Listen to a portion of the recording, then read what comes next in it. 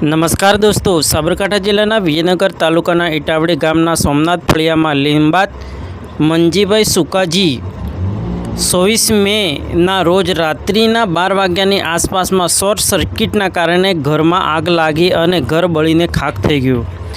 બનાવની વિગત એવી છે કે ઇટાવડી ગામના મંજીભાઈ સુકાજીના પુત્ર જગદીશભાઈ મંજી તેનો પરિવાર આ ઘરમાં રાત્રિના સમયે ઘરમાં ગરમી વધારે લાગતી હોવાથી ખાટલા કાઢીને ઘરની બહાર ઊંઘેલા હતા.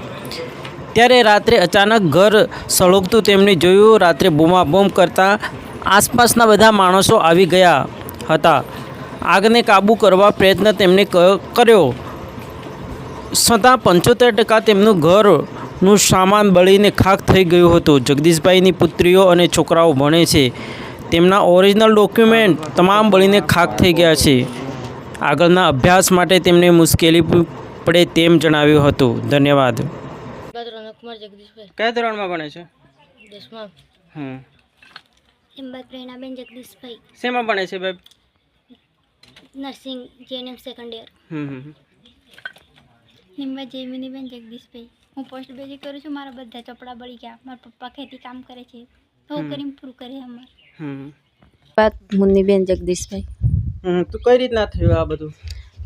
એકોટા લાઇટ જાત્રે જ નહીં, પછી પાસે આજે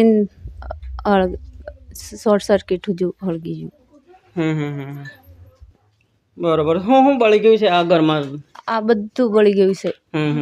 હગળું તિજોરીમાં મારા 50,000 રૂપિયા હતા. તે દાગીના, 2 મોટા મોબાઈલ, હોમ થિયેટર, કુલર, કશું રહેજું જ નહીં. મવડો બળી જાય, હગળું બળી ગયું, કશું રહેજું નાના ઘેરમાં. કપડા સોપડા, ચાલુ કોલેજનો, નર્સિંગ કોલેજનો, 2 છોકરીઓ, બધા ચોપડા, બધા કંઈક કપડા. છોકરાઓ શેમાં ભણે છે? એક જેએનએમ પૂરું થયું છે ને એક જેએનએમ ચાલુ છે ને એક 12માં. છોકરાઓના ડોક્યુમેન્ટ બળી જાય એવું લાગે. બધા બળી ગયા છે. બધા બળી ગયા, કહીએ નહીં રહેજું.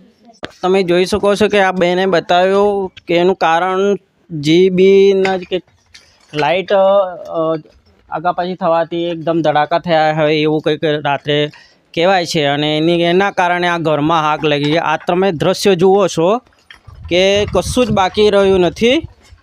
આ પીપ છે અનાજ રાખવાનું, તો એની અંદર આગ ઘૂસી ગઈ અને બધું બળી ગયું છે. ને આ બાજુ તમે જુઓ છો આ તિજોરી છે.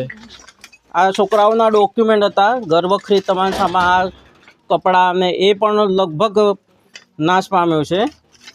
અને ઉપર વિડીયોગ્રાફરને કહીશ તો આ થોડા દ્રશ્ય બતાવે. ઉપર કંઈ રહ્યું નથી. હવે અંદરના છેક રૂમમાં જોઈએ તો આ જુઓ તમે, તમામ ઘરવખરી સામાન બળીને ખાખ થઈ ગયો છે. મારું નામ છે લિંબાત વીરજીભાઈ શંકરભાઈ. અને જે રાત્રે જે ઘટના મકાન સળગી ગયું એ ઘટના બની છે, એ ઘટના કેવી રીતે બની કે જે શરૂઆતમાં રાત્રે લાઇટ જતી રહી હતી અને લાઇટ જવાથી પાછી એનો પિરિયડ પૂરો થતાં લાઇટ ફરીથી પાછી આવી.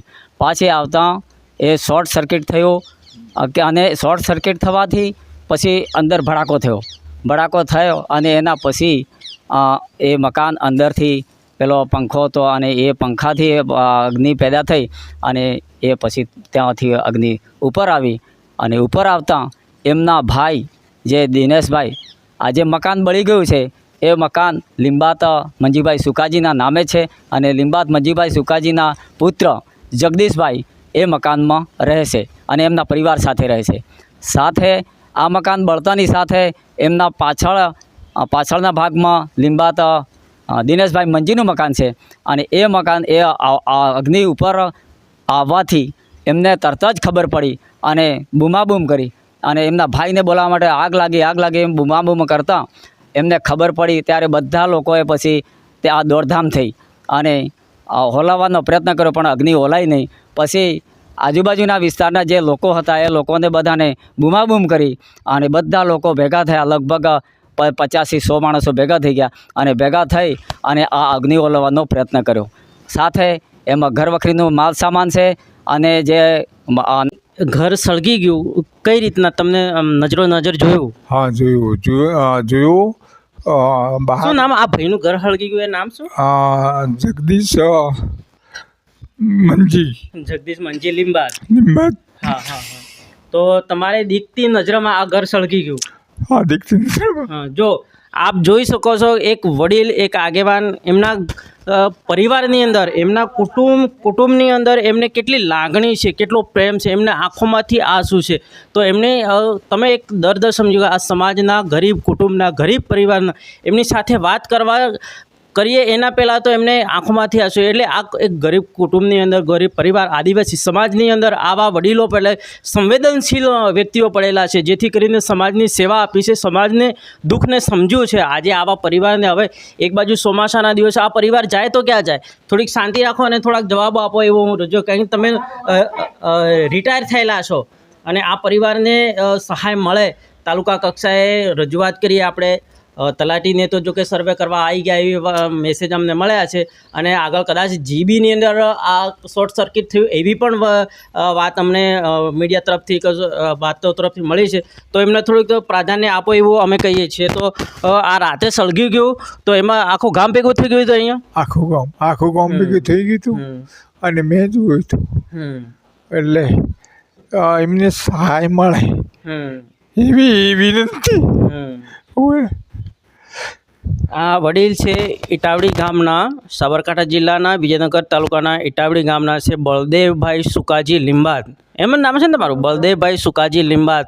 હવે તમે જુઓ છો એ જો કે એમની તબિયત થોડા 6 મહિનાથી સારી નથી, છતાં પણ સમાજના સેવાઓ, સમાજના કામમાં, ગામની વહીવટની અંદર કે પંચાયતની કામોની અંદર સતત એમને હાજરી હોય છે અને એમને કામો કર્યા છે. તો હવે એમને જો કે તબિયત સારી નથી, છતાંય પણ એક એમની અંદર જે સંવેદના પડેલી છે, આપ એની આંખોમાંથી આંસુ જોઈ શકો છો કે આ ગરીબ પરિવારને આટલું બધું નુકસાન થયું છે.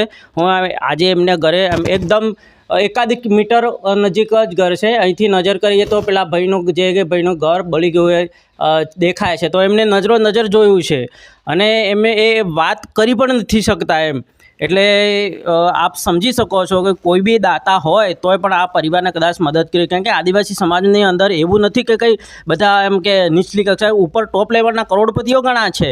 જ્યારે અહીંયા ભિલોડાની અંદર બંગલો હોય, હિંમતનગર હોય, અમદાવાદ હોય, રાજકોટની આખી લાઈન લાગેલી આવા પણ ધનિક માણસો છે. તો એ સમાજની અંદરમાંથી કોઈ દાતા આવીને પણ આ પરિવારને મદદ કરી શકે છે.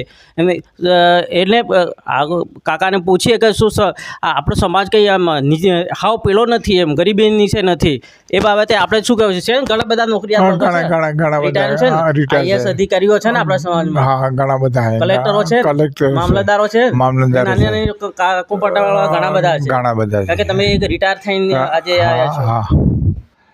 અને એમને સહાય મળે એવી મારી વિનંતી. હા, ખૂબ ખૂબ ધન્યવાદ.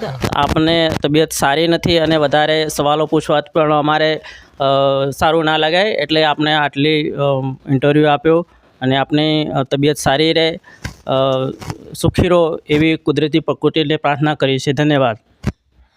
સારું.